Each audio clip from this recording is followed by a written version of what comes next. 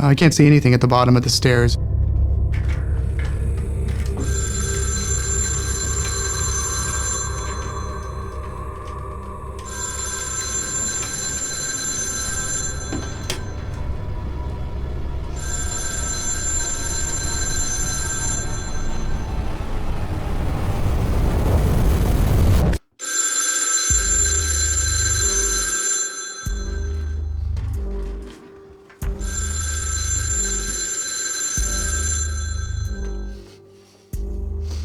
I'm afraid that the uncle's still there and he's awake and that he might attack me.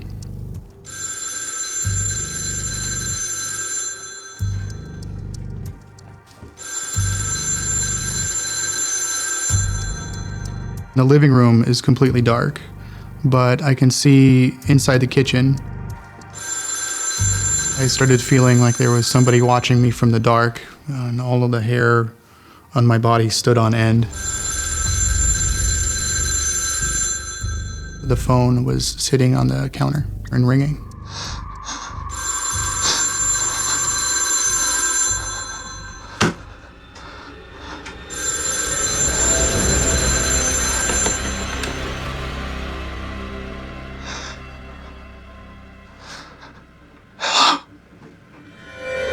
The phone is dead. There's nothing. There's no dial tone. There's nobody on the other line. There's no sound at all.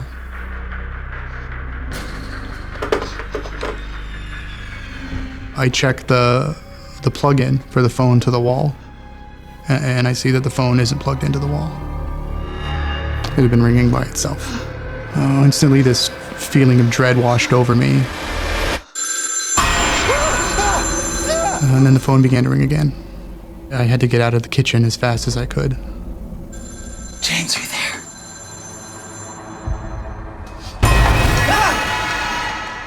I climb back up into the attic.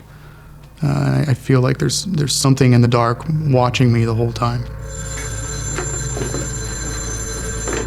So he gets up and he just pulls the stairs up as fast as he can. He's weirded out. And I'm like, well, who was it? And he goes, dude, there was nobody on the line. There's no dial tone, nothing. I told Weste he could go down and look at it himself, but he decided he didn't want to go downstairs. I'm still freaked out. I'm not going to volunteer to go down there at all. I think he could see that I was really scared. Dude, there's no one there. I mean... Well, at that point, things are lining up and it's kind of like, okay, this place is freaking haunted.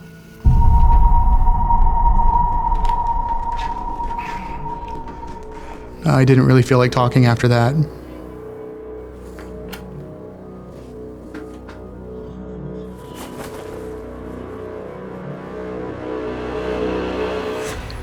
And then the phone began to ring again.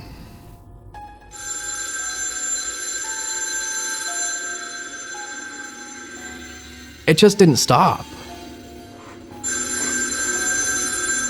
So I just started to count. 1, 2, 3, 4.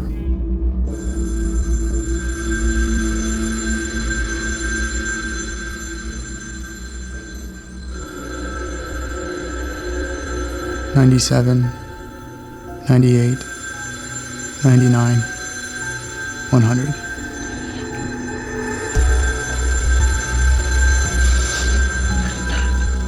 I count to well over 100 rings before I decide there's no point in counting anymore.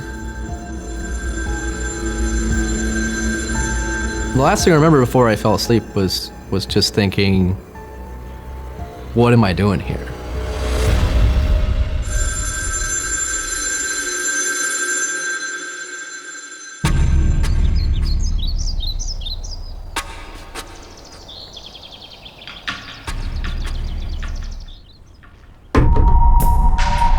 Well, when I woke up, I still had that same feeling of dread that I had when I was downstairs and answered the phone.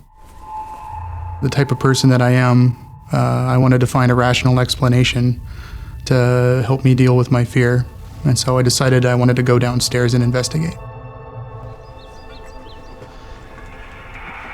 I had hoped to find evidence that the uncle had been there and that he had left, and that it had all been a dream. that the phone was plugged in, and I'd imagined it all.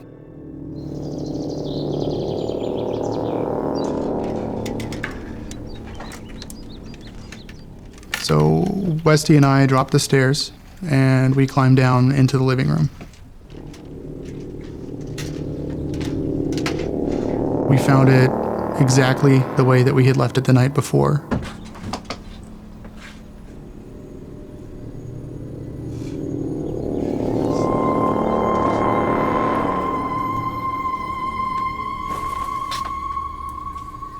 I let Weste examine the phone. I didn't want to go near it again. Weste went and picked up the phone.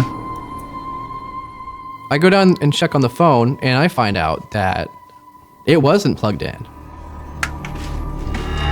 Part of me felt vindicated that I hadn't made it up, that what I'd experienced was real. The other part of me was pretty creeped out. We looked all over for another phone. That was the only phone in the house. Come on, man, let's get out of here. Hey, what's going on?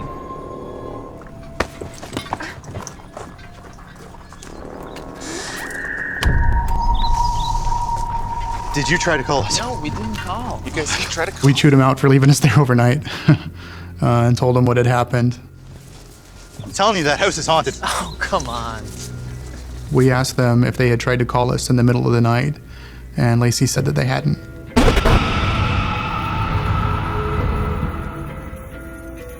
I think the ghost probably wanted us out of there. I think that all the noises were angry noises, intended to scare us.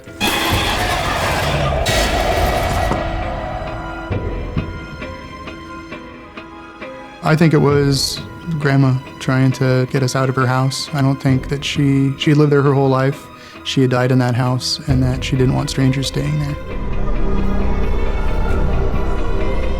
Sitting there in the dark in that attic, listening to the phone ring, it was terror in the woods.